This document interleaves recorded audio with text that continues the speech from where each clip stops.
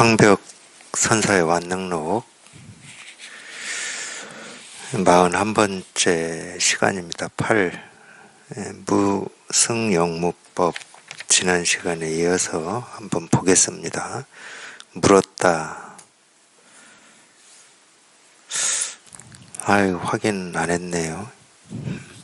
물었다 하고 바로 황벽이 말했다 이렇게 나와가지고 뭘 물은 건지 이게 안 나와서 지난 시간에 제가 확인해 본다고 했는데 확인 안 했. 타자가 잘못된 건지 묻는 말을 빼먹은 건지는 모르겠습니다. 황벽이 말했다. 질문은 어디에서 나오는가? 깨달음은 어디에서 일어나는가? 말과 침묵과 움직임과 고요함과 모든 소리와 색깔이 전부 부처의 일인데 어디에서 부처를 찾는가? 다시 머리 위에 머리를 붙여서는 안 되고 주둥이 위에 주둥이를 붙이지 마라. 단지 다른 견해를 내지만 않으면 산은 산이고 물은 물이고 승은 승이고 속은 속이다. 산과 강과 들과 해와 달과 별이 모두 그대의 마음에서 벗어나지 않고 온 우주가 전부 그대 자신인데 어디에 여러 가지가 있는가?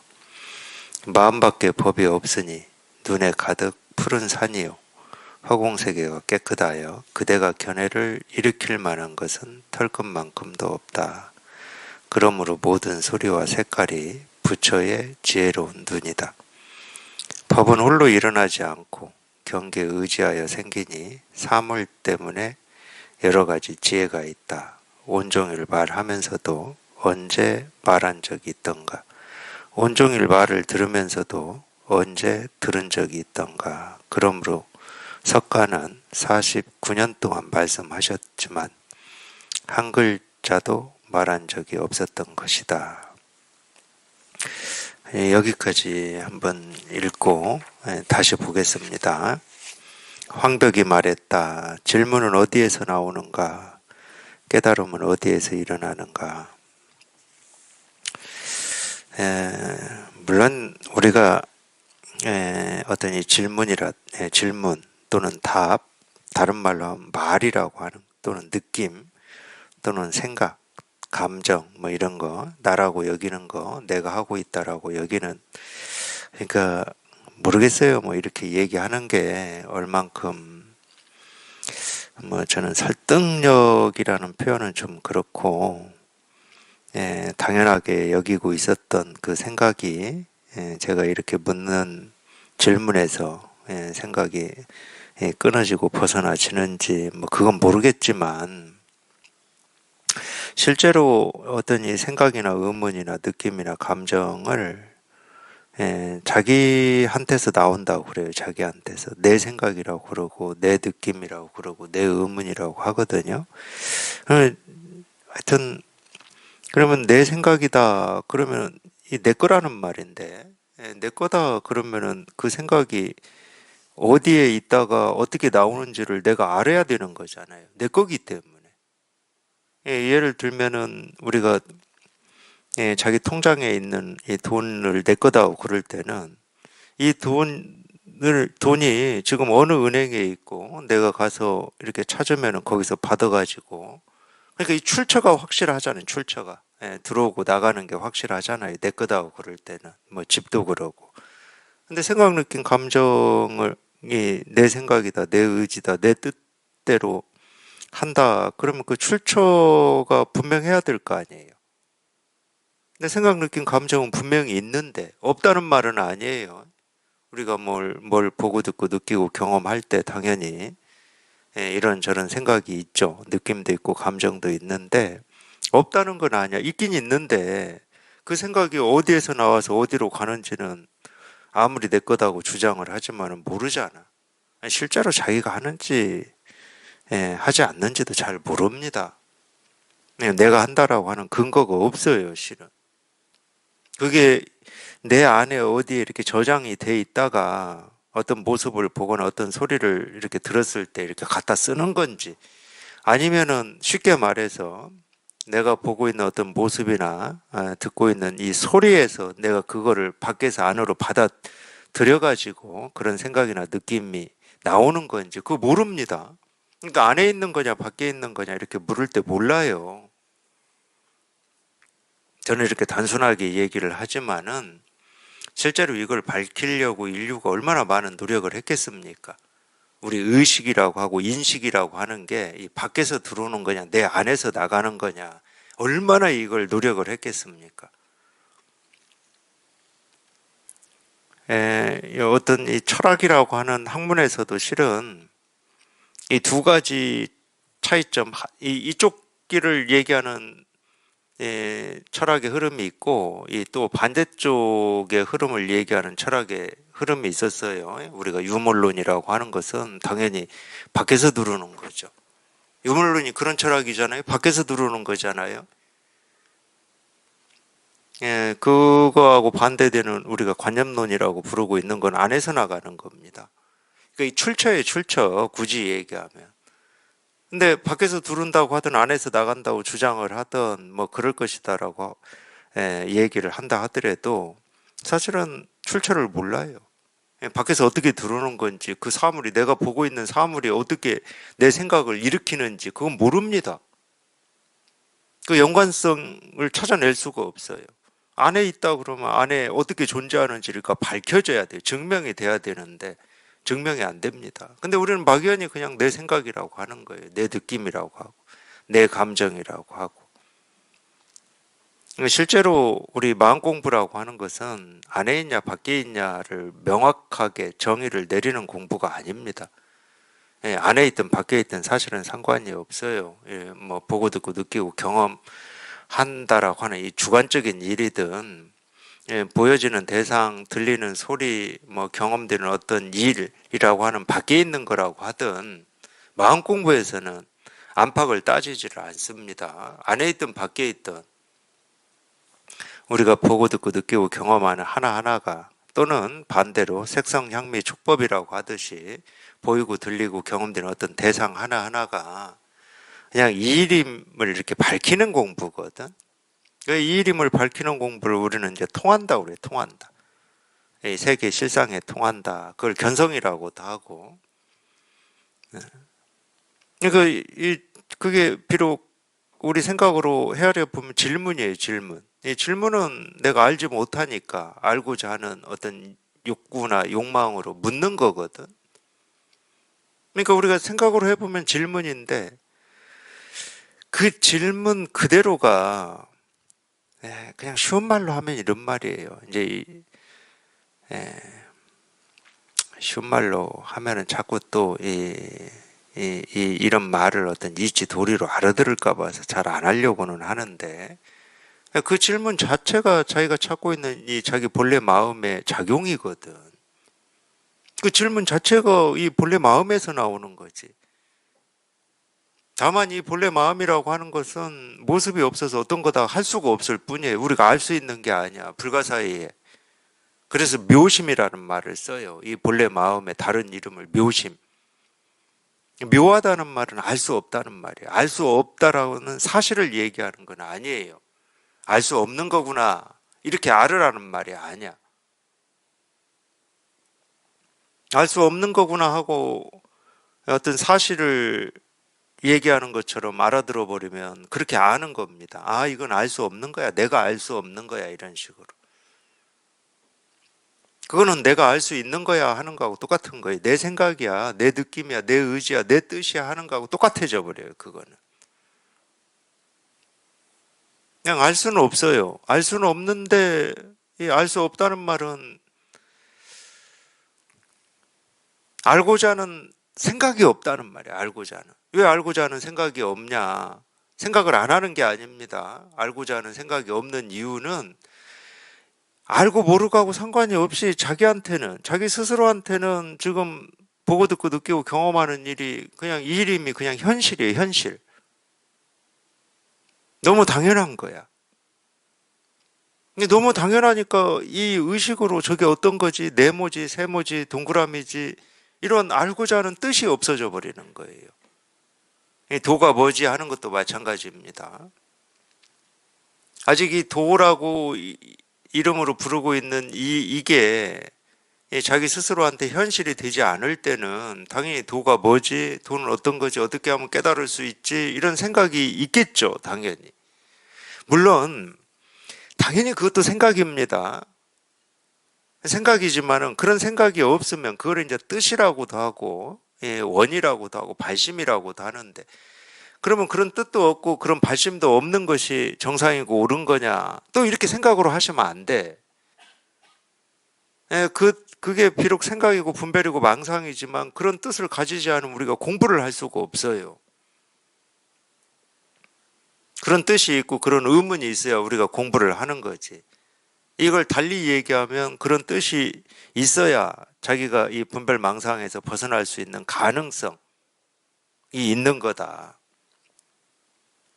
그러니까 그거에 대해서도 이것도 분별인데 하지도 마시고 이런 분별이 사라지니 많이 이런 생각도 하지 마시고 그럴 때는 그게 자기한테는 현실이라니까. 도가 어떤 건지를 나도 한번 깨달아 보고 싶고 이 분별에서 벗어나 보고 싶고 이런 이 분별 망상이라고 하는 지금 나를 괴롭히고 힘들게 하는 이런 생각들로부터 자유로워지고 싶다.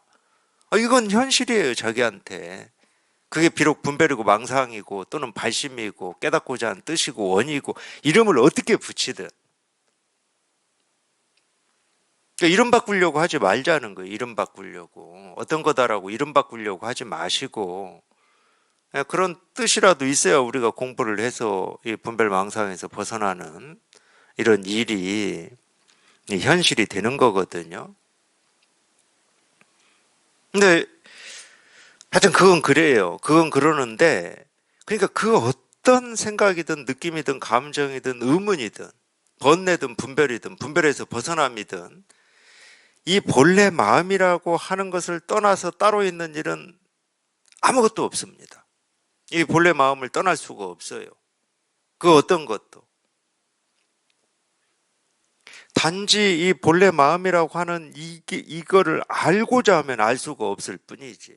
어떤 모습을 가지고 있거나 색깔을 가지고 있거나 느낌이 있거나 뭔가 이렇게 설명될 수 있는 어떤 대상으로서 존재한다. 그러면 우리가 지금은 모르더라도 어떤 방법을 쓰든지 이거에 어떤 뭐 접촉을 해서든지 뭐 만져보든지 그려보든지 해서 이렇게 말로 설명할 수가 있을 건데 우리 본래 마음이라고 하는 것은 그런 게 없어요.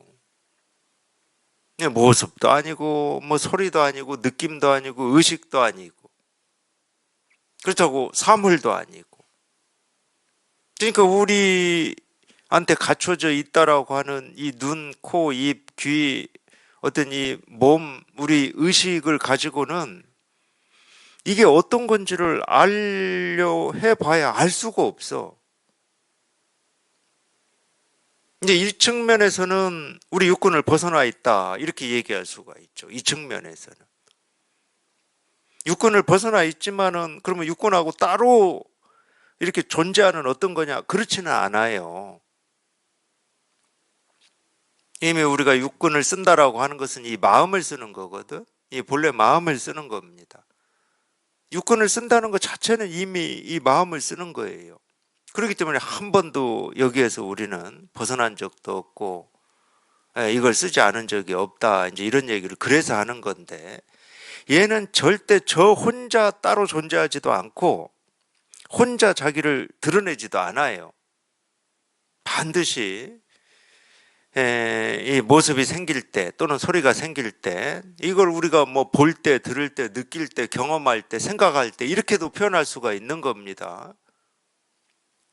그렇게 자기를 드러내요. 근데 얘는 드러내고자 하는 뜻도 없고 의지도 없지. 그런 뜻과 의지를 가지려면 무슨 형체라도 가지고 있어야 될 거 아니에요. 뭐 무정물의 형체든 유정물의 형체든 어떤 그런 모습을 가지고 있어야 될 거 아니야.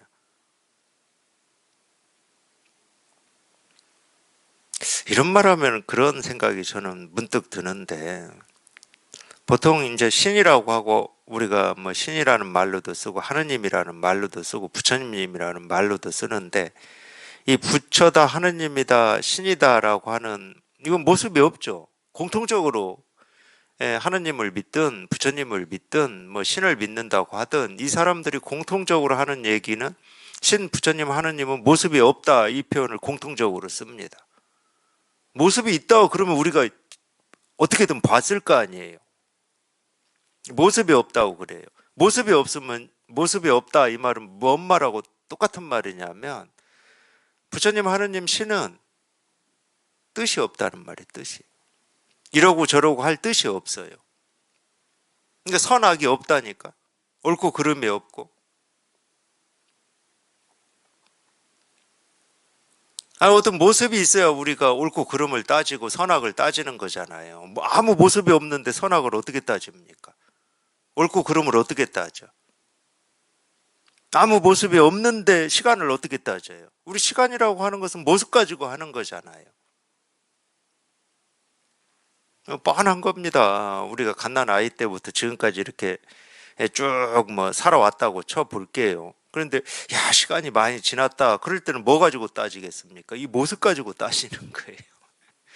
갓난아기 때는 그렇게 피부도 부드럽고 막 탱글탱글 하더니 이제 주름지고 모습 가지고 따지는 겁니다. 모습이 없으면 시간이 없어요. 그거를 태초 이전이다, 뭐 우주가 생겨나기 전이다, 이렇게도 표현을 하는 겁니다. 태초 이전, 이 우주가 생겨나기 전은 이 말 자체가 이미 어떤 모습도 없다는 말이에요. 어떤 모습도 없는 이게 뭐냐 알 수가 없지. 모습이 없는데 우리가 어찌 알아요.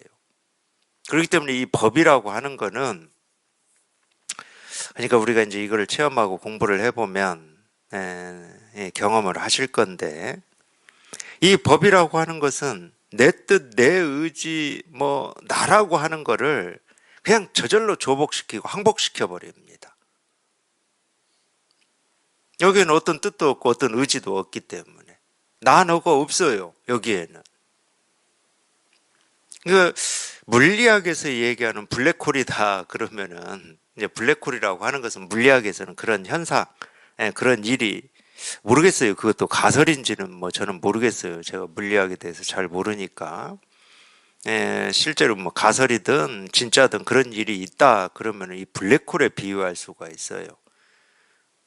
거기에서는 뭐 빛도 시간도 뭐 아무것도 없어요. 그냥 다 빨려 들어가 가지고 다 사라져 버리는 거예요. 그러니까 나를 주장할 수가 없지. 뭘 주장하려면 이 모습이 있어야 되거든. 뜻을 내고 의지를 내려면 모습이 있어야 돼요. 모습이 없는데 무슨 뜻이 있고 의지가 있겠습니까? 그러니까 자꾸 믿으면 천국 가고 안 믿으면 뭐 심판받아서 지옥 간다고 이렇게 주장하시는 분들, 그분들은 이 신이나 하느님이나 이 부처가 뭔지를 모르는 분들이에요. 뭐 그런 의지가 있는 뭐 신, 부처, 뭐 하느님, 그런 건 없어요. 오히려 반대라니까요. 내 의지와 내 뜻, 세속을 내가 어떻게 살았던, 어떤 마음으로 살았던, 그게 다 녹아서 사라져 버리는 겁니다. 이 법이라고 하는 게 그런 거예요.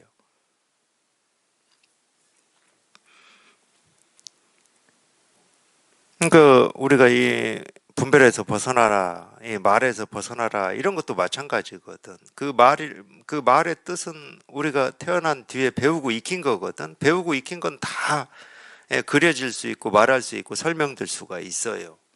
이게 형체를 가지고 있다는 말입니다. 쉽게 말하면 어떤 모습을 가지고 있어요. 이미지라도 가지고 있습니다. 사랑, 우정, 믿음, 이미지라도 가지고 있어요. 근데 여기에서는 모습이 다 사라지고 없어요. 그냥 녹아서 없어져 버리는 거예요. 그걸 우리가 열반이라고 그러는 겁니다. 열반. 그게 이 말에서 벗어나는 거고 분별에서 벗어나는 거고 나라고 하는 생각으로부터 벗어나는 거거든. 근데 이거는 저 혼자 존재하지는 않습니다. 우리가 보고 듣고 느끼고 경험하는 이 모든 거에 이 진실은, 이 실상은 이렇게 저절로 드러나 있고 실현되어 있습니다. 단지 우리가 알 수 없을 뿐이에요. 볼 수 없고 들을 수 없고 느낄 수가 없기 때문에. 그래서 자꾸 통하라고 그러는 겁니다. 통할 수는 있어요. 왜 통할 수 있냐? 사람이라면 누구나 우리 본래 마음이 우리 지금 여기서 법이라고 하고 열반이라고 하고 정멸이라고 하고 해탈이라고 하는 이거기 때문에 누구나 다. 그러니까 통할 수 있는 겁니다. 쉽게 말하면 내가 그 사람이기 때문에 통할 수 있는 거예요. 쉽게 얘기하면. 우리가 사람 사이에서도 저 사람하고는 좀 통해 그럴 때는 그 부분만큼에서는 어떤 이 동일성을 가지고 있다는 말이잖아요. 그 부분만큼에서는. 모든 부분에서 통할 수는 없어요. 사람과 사람은. 모든 부분에서 통한다. 그러면 뭐하러 두 사람을 태어나게 합니까? 똑같은 사람을 두 명 만들 필요가 없지.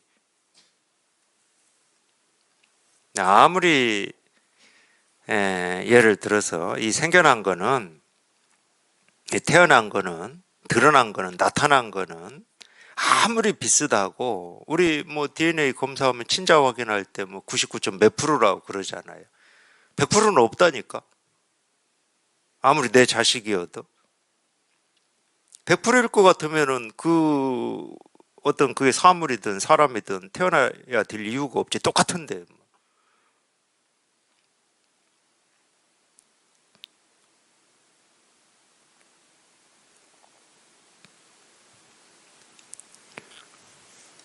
오로지 이 본래 마음밖에 없어요. 똑같은 거는. 근데 이 본래 마음이라고 하는 거를 누구나 다 날 때부터 갖추고 있고 똑같아요. 이거는 깨달은 사람이나 못 깨달은 사람이나 똑같습니다. 그러니까 통할 수 있다니까.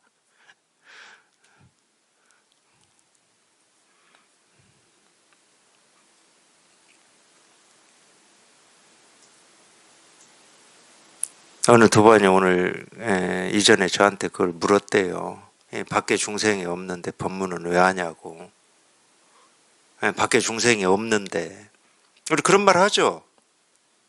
자기가 못 깨달았을 때는 나도 중생이고 다른 사람도 중생이다 이런 생각이 있어요. 근데 여기 이렇게 통해 보면은 자기만 이거에 통했다 이런 느낌이 있는 게 아니고 실제로 이렇게 통해 보면 나만 여기 이렇게 통했구나 이런 느낌이 있는 게 아니에요. 실제로 여기 통해 보면 우리가 깨닫는다는 말로 써도 똑같은데 깨달아 보면 왜 이걸 깨닫고 나면은 이 아무 일이 없는 것처럼 이 세상이 그냥 평온해져 버리냐?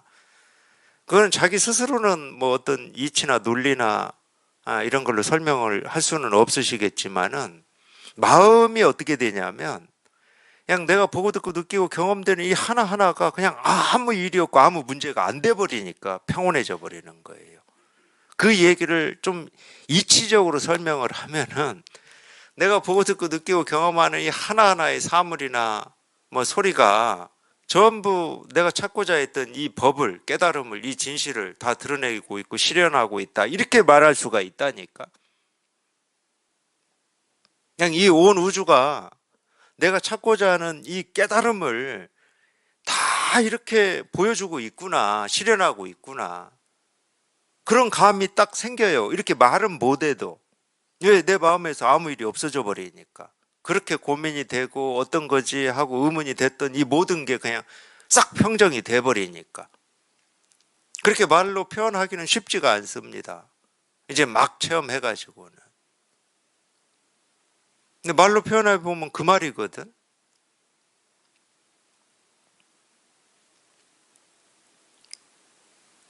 아무 문제가 안 돼요. 이걸 통하기 전까지는 분명히 문제였다고 여겼던 것들이 뭐 사람에 대한 미움, 원망도 그렇고 자기 안에 있다고 여겨지는 불안, 스트레스도 그렇고 문제가 안 된다니까. 물론 이제 그거는 이제 여기 이렇게 통하고 그런 번뇌에서 벗어났을 때 이제 그런 거고 또 금방 우리가 평생 분별망상하고 살아온 버릇이 있기 때문에 또 보이고 들리고 경험되는 일을 또 어떤 일이지 어떤 것이 옳은 건지 그런 건지 좋은 건지 싫은 건지를 또 바로 분별을 해요. 그러면 이제 불편해져요. 또 일이 생겨 마음에서 이래야 되나 저래야 되나 하고 바로 일이 생겨요. 그거는 이제 아직은 뭐 통했다 하더라도 이 법의 힘은 너무 약하고 지금까지 해왔던 이 분별의 힘이 너무 세니까 당연히 그건 겪는 겁니다. 겪을 수밖에 없어요. 내가 그렇게 겪는다 하더라도 이 법은 조금도 변함이 없고 흔들림이 없어요. 늘 그냥 이 온 우주의 천차만별한 이 모습, 소리, 색깔로 이 법은 늘 자기를 이렇게 드러내고 실현하고 보여주고 있을 뿐이거든. 그러니까 이 우주는 하나의 마음이다. 불교에서 그렇게 딱 얘기를 하는 거예요. 우리가 보고 듣고 느끼고 경험하는 이 세상은, 이 우주는 그냥 딱 이 하나의 마음일 뿐이다. 그렇게 충분히 얘기할 수 있거든. 물론 이제 그렇게 되기까지는, 그게 체화되고 이 자기 현실이 되기까지는 이제 체험하고 공부를 좀 더 시간을 가지고 해 보셔야 이제 그런 확신이라고 해야 됩니까? 그런 자신감 같은 게 이제 일어나는 거고, 그 전에는 아무래도 이제 자기가 분별망상해왔던 이 버릇하고의 싸움이죠. 자기는 그러고 싶지 않은데 자꾸 이 생각의 앞장을 서서 이러니 저러니 해버리니까 이 불편을 느낄 수밖에 없는 거죠.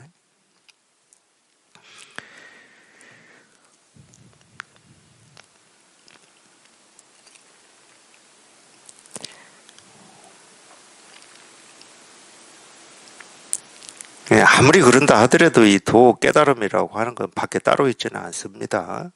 따로는 존재하지 않아요. 그래서 이제 불교에서는 자꾸 불이법이다, 뭐, 중도다, 이런 얘기를 하는 이유가 거기에 있는데, 두 개가 있다 그러면 불이법이라고 얘기할 수 없죠. 두 개가 없어요. 결국은 자기가 보고 듣고 느끼고 경험하는 이 세 개가 전부인데, 자기 생각을 쫓아가면 지금보다 나은 뭐가 있다고 여기니까 둘로 나뉘어져 버리는 거고, 생각을 쫓아가지 않으면은 그냥 지금 보고 듣고 느끼고 경험하는 이게 전부야. 그냥 지금 여기에서 더 바랄 것도 없고 원할 것도 없고 뭐 손댈 것도 없고 바꿀 것도 없고 어떻게 할 것이 없어요. 그게 이제 우리 본래 마음을 지금 이렇게 얘기하고 있는 겁니다. 그러니까 누구나 물론 이제 공부는 이제 사람만이 지금은 할 수 있는 거니까 사람의 한정에서 얘기한다 그러면은 사람이다 그러면은 누구나 다 이거 하나 가지고 태어나서 이거 하나 쓰고 사는 겁니다. 자기한테 원래 있는 거기 때문에 우리가 통할 수가 있는 거거든. 그래서 밖에 중생이 없는데 왜 법문을 합니까? 이런 질문 제가 했다고 그랬잖아요. 언젠가 저한테 했대요. 근데 제가 답하기를 중생이 없기 때문에 법문한다 이렇게 답을 했다는 거예요. 중생이 있으면 법문 안 하겠죠. 중생이 있는데 법문해서 뭐 할 겁니까? 이걸 제가 비유로 하면은 이 소나 돼지나 말을 상대로 법문하는 거하고 똑같아요. 우리가 이 소나 말이나 이 돼지는 이 법문을 해도 못 알아듣습니다. 알아들을 수가 없어요. 다른 말로 하면 교화가 안 된다고, 제도가 안 돼요. 제도도 안 되고 교화도 안 되는 이 축생을 대상으로 법문할 사람이 어디 있겠습니까? 산에 뭐 혼자 올라가가지고 나무나 풀 대상으로 뭐 설법할 겁니까? 중생이 없기 때문에 법문하는 거예요. 왜 중생이 없냐? 날 때부터 이걸 다 가지고 태어났으니까. 이거 하나 가지고 쓰고 살고 있는데 희한하게 자기 생각을 쫓아다니느라고 이게 있는지 없는지 확인을 못하고 있으니까 법문하는 거지. 중생이다 그럼 법문할 필요 없습니다. 다행히 중생이 없어요. 누구나 다 이거 하나 다 가지고 쓰고 살고 있기 때문에.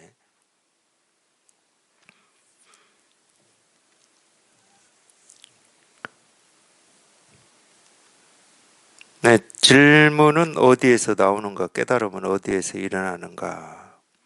말과 침묵과 움직임과 고요함과 모든 소리와 색깔이 전부 부처의 일인데 어디에서 부처를 찾는가. 그러니까 질문하는 그 질문에 이게 있고, 예, 깨달음이 어떤 거지 하는 그 생각에 이게 있다 그 말이에요 지금. 도가 뭡니까? 자기는 도를 알고 싶어서 도가 뭡니까? 이렇게 물을 건데 자기 스스로가 도가 뭡니까? 하면서 자기가 찾고 있는 이 본래 마음을 조금 더 부족함 없이 다 쓰고 있거든. 그게 뭔 얘기하고 똑같냐면은 우리가 이 볼펜으로 글자를 쓰잖아요. 예, 거기에 이 글자 쓸 때 나오는 게 잉크인데 그 잉크가 뭡니까? 하고 글자 쓰는 거하고 똑같다 이런 얘기거든. 잉크 스스로는 지 스스로는 희한하게도 잉크를 찾아야 될 이유가 일도 없는데 어느 날 갑자기 그런 희한한 생각이 든 거예요. 도대체 잉크가 뭐지? 이런 생각이 든 거예요. 그래서 그런 의문이 있으니까 에, 어떤 이 노트나 어디에 이렇게 적어 놓은 거지. 우리 일기 쓰듯이 잉크가 뭐지? 잉크는 어떤 거지? 잉크는 어떻게 하면 깨달을 알 수가 있는 거지? 하고 적어 놓은 거예요. 그거하고 똑같은 거예요. 비유하면은. 아니, 마음 없는 사람이 어디 있어요? 마음 안 쓰는 사람이 어디 있고. 근데 그 마음이라고 하는 그거를 알려고 하기 때문에 문제가 되는 거예요. 알 필요가 없어요. 잉크를 알려고 하기 전까지는 아무 문제가 없었습니다.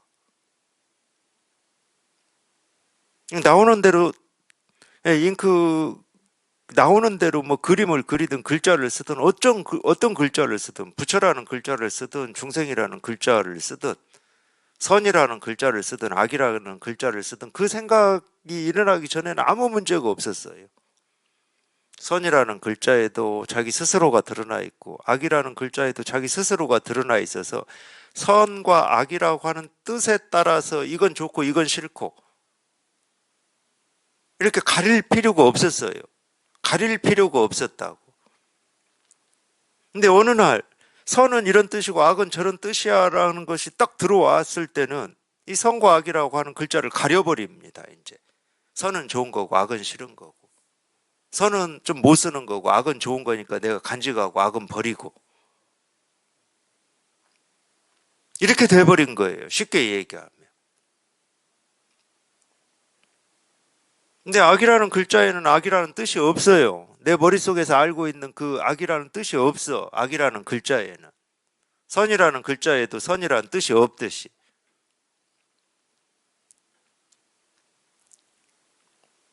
굳이 비유하면 이런 거예요, 이런 거. 도가 뭡니까? 뜰 앞에 잣나무다. 그 잣나무라는 이 말에는 잣나무라는 사물이 없어요. 그러니까 잣나무가 사물이니 돈이, 당연히 잣나무라는 이 말에는 도도 없지. 사물만 없겠습니까? 도도 없어요.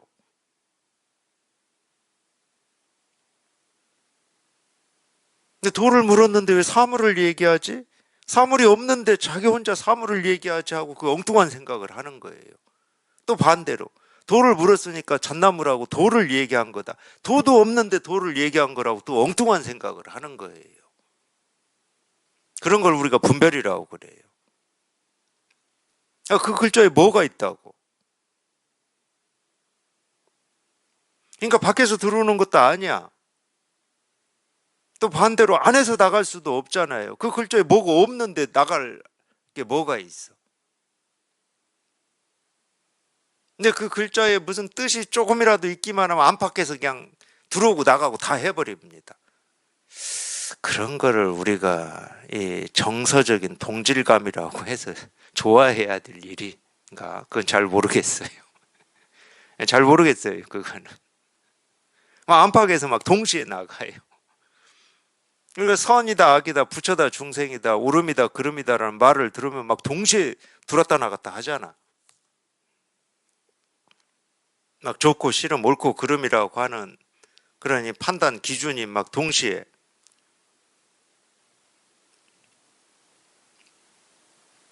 뜰 앞에 잣나무, 뭐가 아니야.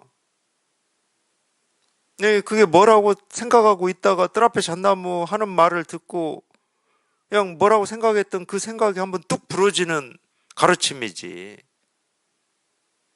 뭐가 아니야.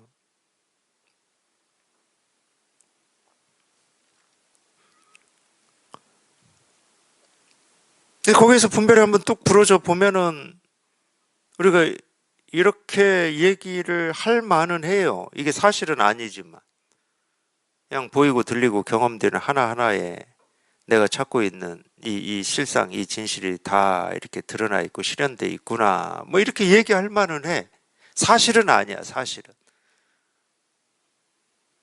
우리가 말은 뜰 앞에 잣나무라고 하는 뜰 앞에 잣나무 이 한마디가 내가 찾고 있는 이 실상을 조금도 부족함 없이 다 보여주고 있고 실현하고 있다. 이렇게 말을 할 수는 있다니까. 그런 감이 있으니까. 근데 그건 사실은 아닙니다. 뜰 앞에 잣나무가 언제 돌을 보여준 적이 있어요.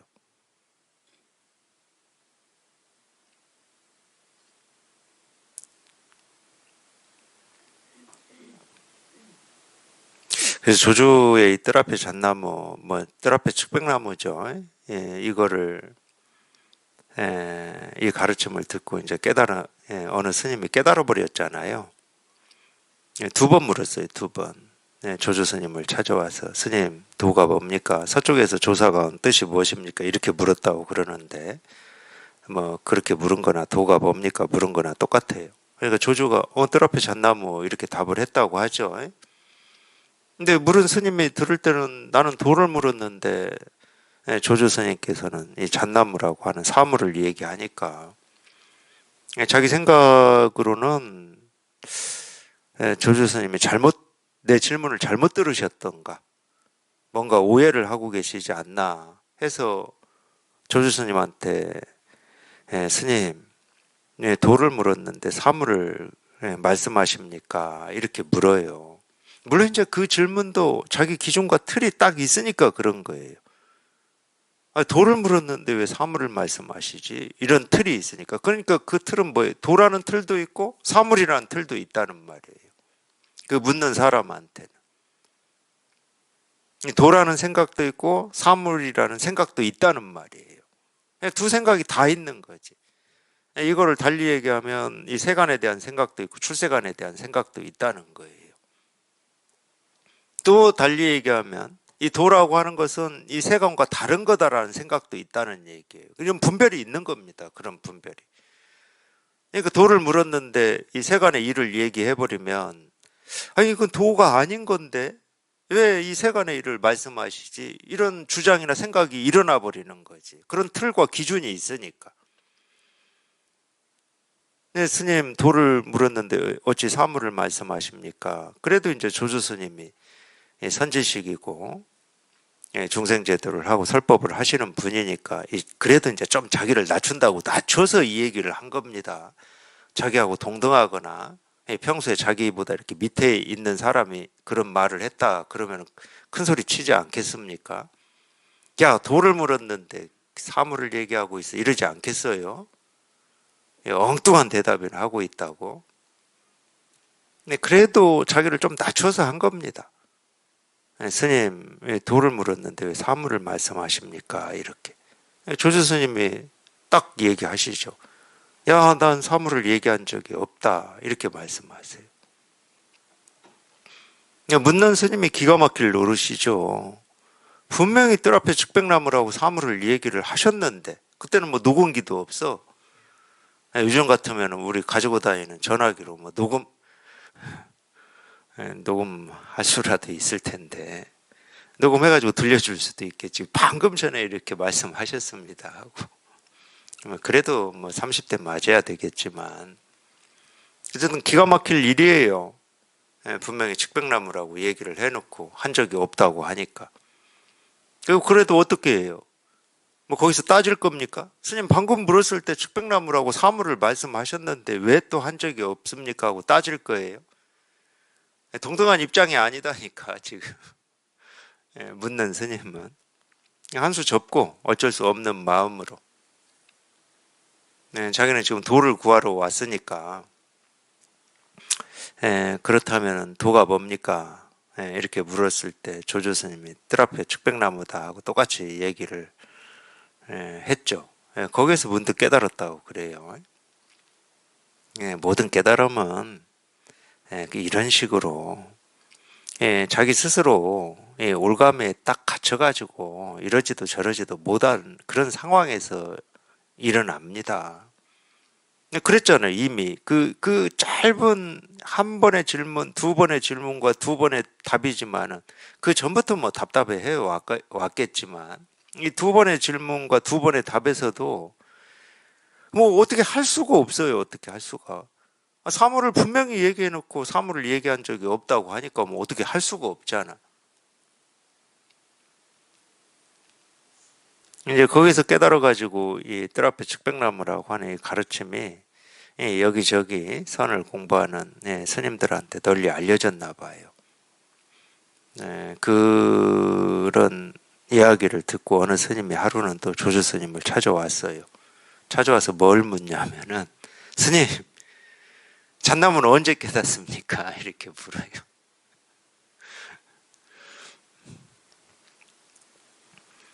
물론 말장난하려고 하는 건 아니겠죠.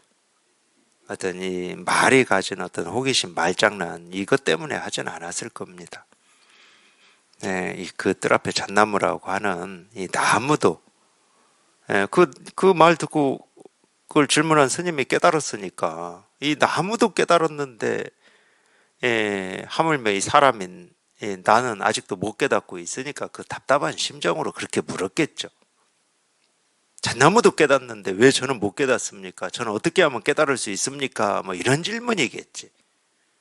그러지 않겠습니까?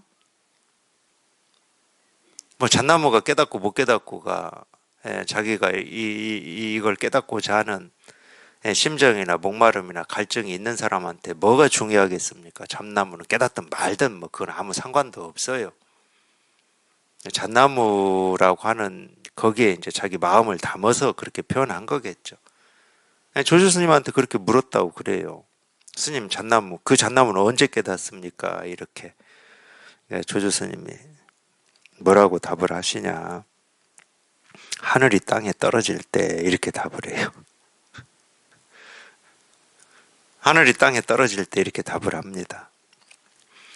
이 말에서도 어떤 의미도 찾지 마세요.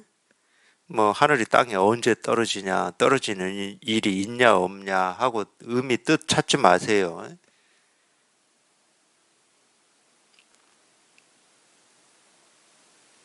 그 스님이 그 말을 듣고 거기서 못 깨달았나 봐요.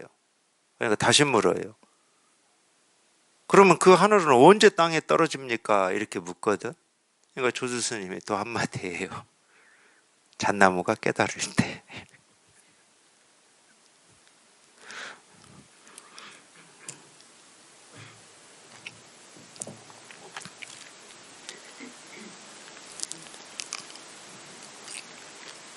의미와 뜻을 찾는다. 그럼 하나밖에 없어요. 묻는 네가 깨달을 때. 묻는 그 말이 사라지고 이거 하나 깨달을 때. 의미를 찾는다. 그럼 그거밖에 없어요. 다른 말로 하면은 지금 그 생각에서 벗어날 때, 그 생각이 사라질 때, 그 생각이라고 하는 건 당연히 분별망상이거든. 저는 언제 깨닫습니까? 그 생각이 사라질 때. 그때는 그 생각이 자기를 가로막고 있는 거예요. 그 생각이 있을 때는 다른 생각은 얘기할 것도 없습니다. 그 생각이 있을 때는 그 생각이 자기를 가로막고 있기 때문에.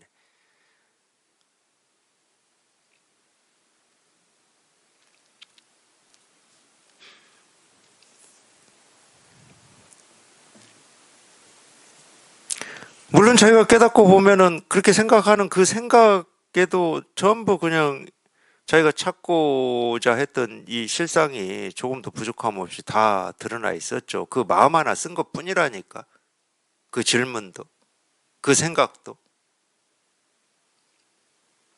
그 생각에는 우리 본래 마음이 없는 거냐? 그럴 수는 없어요. 우리가 뭘 어찌 하든, 어떤 생각을 하든, 어떤 동작을 하든, 어떤 모습이든, 우리가 찾고 있는 이 마음은 거기에서 벗어나 본 적이 한 번도 없습니다. 하여튼 그 모습으로, 그 행동으로, 그 생각으로, 그 느낌으로 이 마음은 자기를 다 드러내고 있어요. 그러니까 잉크하고 이런 점에서는 비슷하다니까. 잉크는 물론 이제 물질로 돼 있고 우리가 알 수 있는 거고 분별이 되는 거기라서 비유인데, 어떤 글자를 쓰든 거기는 잉크가 다 드러나 있는 거지. 잉크 없이 글자만 나올 수는 없거든. 그림을 그리는데 물감 없이 그림이 그려집니까? 근데 물감은 빨간색도 있고 노란색도 있고 주황색도 있고 검정색도 있고 온갖 천차만별한 색깔로 모습을 드러내요. 물감은.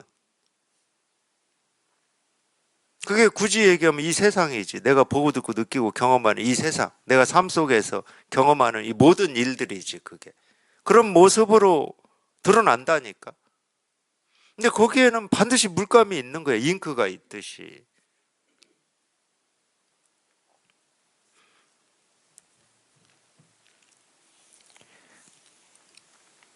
다시 머리 위에 머리를 붙여서는 안 되고 주둥이 위에 주둥이를 붙이지 마라. 이런 거를 이제 설상가상이라고 그래요. 설상가상. 설상가상이라고 하는 것은 지금 저희가 찾고자 하는 그 뜻, 찾고자 하는 그 마음의 이미, 자기가 찾고자 하는 이 본래 마음이라고 하는 게 조금도 부족함 없이 다 드러나 있고 실현되어 있는데, 따로 찾기 때문에 머리 위에 머리를 붙이고 주둥이에 주둥이를 뭐 붙인다, 이런 표현을 쓰는 거예요. 예를 들면 이런 겁니다. 물론 이제 공부하는 입장에서는 이유는 잘 모르죠, 우리가. 왜 이런 마음 공부를 자기가 하고자 하는지 어떤 이유는 잘 몰라요. 그런 뜻과 그런 발심이 왜 일어났는지는 잘 모릅니다. 근데 이유는 모르지만 마음 공부를 하고자 하는 뜻과 어떤 목마름과 갈증이 있으니까 자기도 모르게 자꾸 그쪽으로 시시때때로 가끔씩 순간적으로 다른 일을 하다가도 그런 어떤 마음 공부 쪽의 이야기라든지 글을 본다. 그러면 그쪽에 그냥 관심이 가는 거야. 세상 살이가 다 그렇잖아요. 자기가 관심 가는 쪽으로 관심이 가지는 거잖아. 그 이유는 잘 몰라요, 그거는. 근데 희한하게도 그런 겁니다. 그러니까 이게 다른 면으로 얘기하면은 이 사람 사이의 어떤 이 관계하고도 똑같아요. 관심이 가는 사람이다. 그러면은 그냥 자기도 모르게 관심이 가지잖아. 그건 뭐 이유를 따질 필요가 없습니다.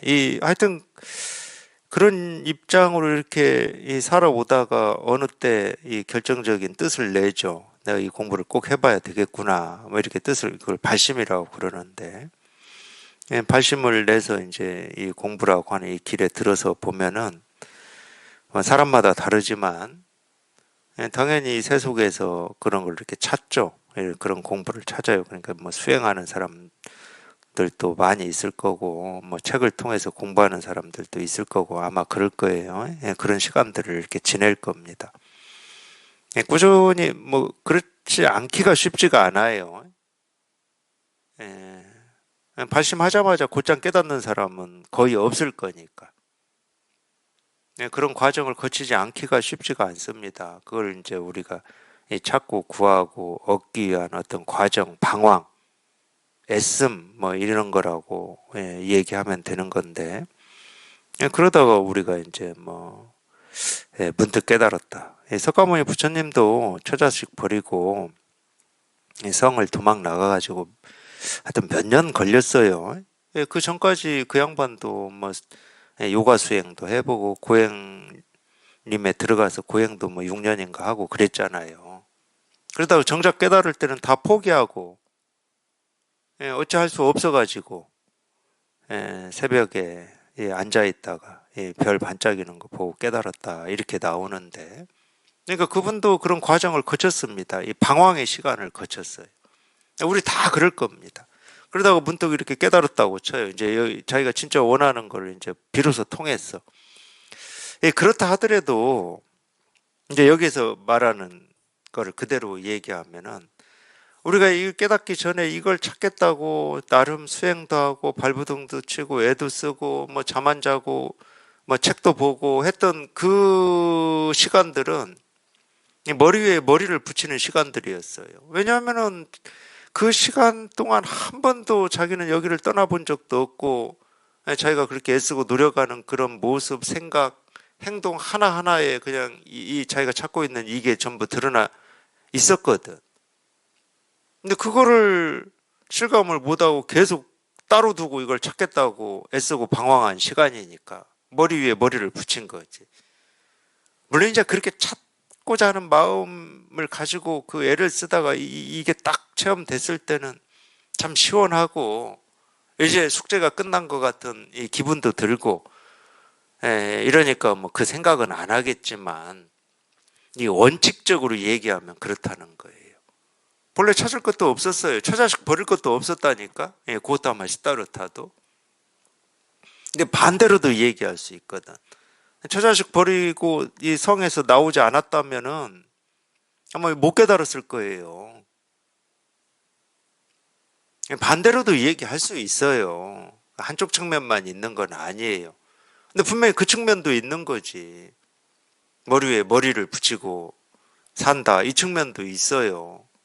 아무 부족한 게 없거든. 뭐 더 깨달을 깨달음이 있는 것도 아니고.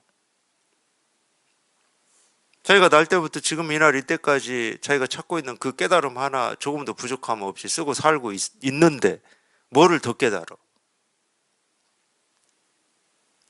이 측면도 있다니까. 네, 그럴 때는 머리 위에 머리를 붙인다. 뭐 이런 말을 쓰는 거죠.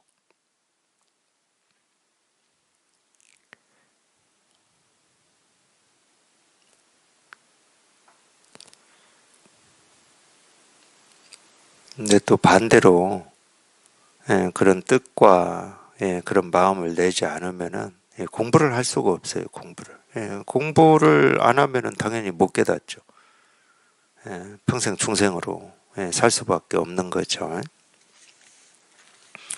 단지 다른 견해를 내지 않기만 하면 산은 산이고 물은 물이고 성은 성이고 속은 속 이런 말 절대 오해하시면 안 됩니다. 산은 산이고 물은 물이고 성은 성이고 속은 속이다. 하늘은 하늘이고 땅은 땅이다. 이런 말 오해하시면 안 돼요. 아까 제가 뜰 앞에 측백나무 가지고 한 얘기하고 똑같아요. 뜰 앞에 측백나무 이럴 때 측백나무는 사물이다. 또는 뜰 앞에 측백나무 이렇게 이 법을 가르치고 도를 가르쳤다. 이런 두 생각이 사라지는 걸 얘기를 하는 겁니다. 산은 산이고 물은 물이다 이럴 때는 이 불의 정도를 얘기하는 거예요. 그렇지, 산은 산이고 물은 물이지 이런 생각을 얘기하는 게 아니야. 그런 생각으로 얘기할 때는 불법을 공부하기 전이었죠. 내가 불법을 공부하기 전에는 산을 산이라고 했고 물을 물이라고 했다.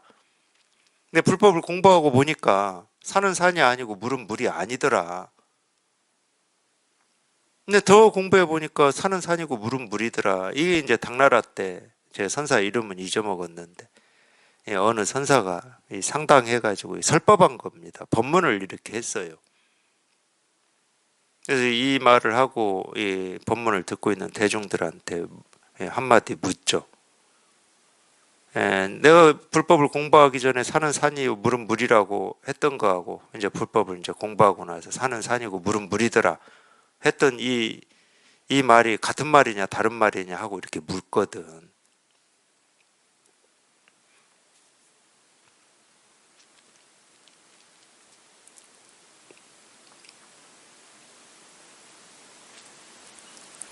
어떤 정의가 아닙니다. 그렇지, 산은 산이고 물은 물이지 하늘은 하늘이고 땅은 땅이지 이런 정의가 아니에요. 그건 우리 분별할 때도 다 그렇게 해요. 분별할 때는 당연히 그렇게 하지.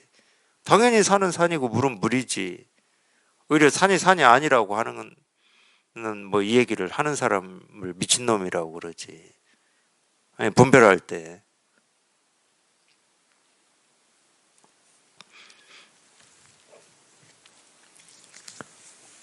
그러니까 이거는 자기가 이렇게 직접 경험을 해보셔야 돼. 그냥 뭐라고 할 게 없어. 산을 산이라고 하는데 그냥 아무 뭐라고 할 게 없어.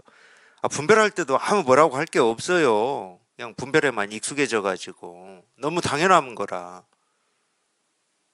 근데 반드시 한번 그 분별에서 벗어나서, 벗어난 거는 산은 산이 아니고 물은 물이 아니더라 이거거든. 이 벗어나서 돌아와야 되는 거지. 벗어나지도 않고 분별하고 똑같은 말이다 이러면 안 됩니다. 그냥 산은 산이고 물은 물이지 이러고 있으면 안 돼요, 절대로. 산과 강과 들과 해와 달과 별이 모두 그대의 마음에서 벗어나지 않고 온 우주. 그러니까 이제 이 말도 일리가 있어요. 일리가 어떻게 있냐면은 우리가 분별할 때 산은 산이고 물은 물이고 강, 들, 해, 달, 별 이럴 때는 내가 산이라고 하고 강이라고 하고 해라고 하고 달이라고 하고 별이라고 하는 이런 사물이 또는 사람이 밖에 따로 있어요. 밖에 따로 있으니까 우리가 그걸 보고 또는 그런 말을 듣고 산은 이런 거고 별은 이런 거고 달은 이런 거고 해는 이런 거다 이렇게 생각을 하잖아요. 밖에 따로 있어.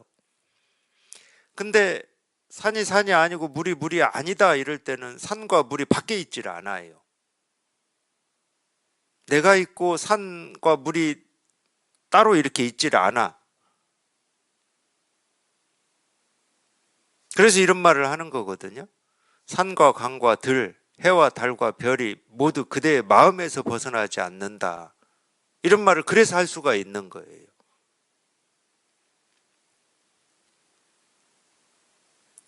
분별할 때는 분명히 밖에 있습니다. 따로 있어요. 나하고는 달라요. 당연히 다르지. 분별할 땐 나라고 하는 것은 이 육신이나 내 생각, 느낀 감정을 나라고 하기 때문에 이 밖에 있는 이 컵이나 돌멩이가 어떻게 나하고 똑같아요. 똑같을 수가 없는 거지. 모습도 이렇게 다른데. 그리고 나는 살아서 움직이고 말도 하고 내 뜻대로 배고프면 밥도 먹고 이러는데 얘는 아무것도 못 하는데 어떻게 나하고 같아. 그건 따로 있기 때문에 그런 겁니다. 따로 있다고 저희가 지금 착각하고 있기 때문에 그런 거예요. 우리는 분별은 거기에만 익숙해져 있어요. 그게 분별이니까. 분별은 모습을 구분해서 컵이다, 볼펜이다, 시계다, 마이크다, 책상이다, 나다, 너다 하는 거거든. 분별해서 벗어나는 거는. 그 모습을 구분해서 이거다, 저거다, 옳다, 그르다 하는 게 아니에요. 분별해서 벗어나면은. 이 표현대로 있다 그러면 있는 모든 것이 자기 마음에서 벗어나는 게 아무것도 없어요. 있는 모든 것이.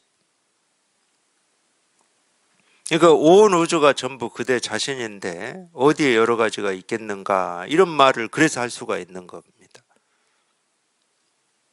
이 말을 달리 얘기하면 뭐라고 할 게 없다는 거예요. 뭐라고 할 게 없다. 뭐라고 할 게 없어요. 그냥 어쩔 수 없이 자기 마음에서 현실인 그거를 이겁니다라고 제가 표현을 하는데 이거밖에 없어. 그냥 보고 듣고 느끼고 경험하는 그 어떤 것이다 하더라도 그냥 이거밖에 없어요. 이거밖에 없어. 물론 이거라고 하는 이게 있다는 말은 아니에요. 이거라고 하는 어떤 게 있다 그러면 자꾸 무슨 대입시키는 거잖아. 보고 듣고 느끼고 경험되는 모든 것을 이 하나에 이렇게 대입시켜서 하나를 만들어 버리는 거잖아. 그런 말은 아니에요. 가끔 만법규일이라고 하는 말을 그런 식으로 알아듣는 경우가 이렇게 보이더라고요. 그런 말은 아닙니다. 이 하나라고 하는 이 하나는 어쩔 수 없이 하나라고 할 뿐이지 하나라고 하는 하나가 있는 게 아니거든. 이거라고 하는 것은 어쩔 수 없이 이거라고 할 뿐이지 이거라고 하는 이게 있는 게 아니거든.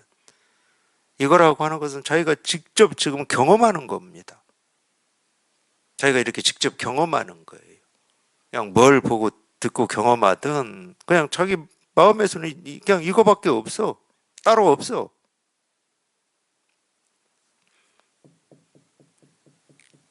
그냥 이 일. 그냥 이거밖에 없어요. 그냥 이거밖에 없어요.